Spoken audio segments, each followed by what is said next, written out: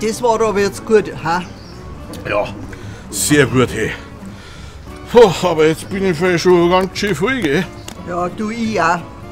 Was meinst du, sollen wir uns ein bisschen bewegen, ha?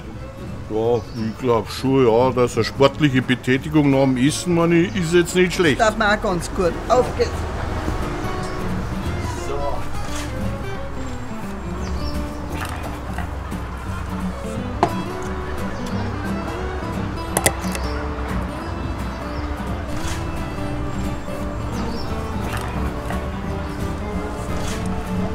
Oh, so ein bisschen Sport nach dem Essen, das ist schon ganz was Gutes, gell?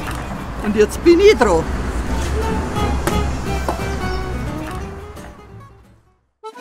Bayern-Comedy wird unterstützt durch die private Landbrauerei Schönraum.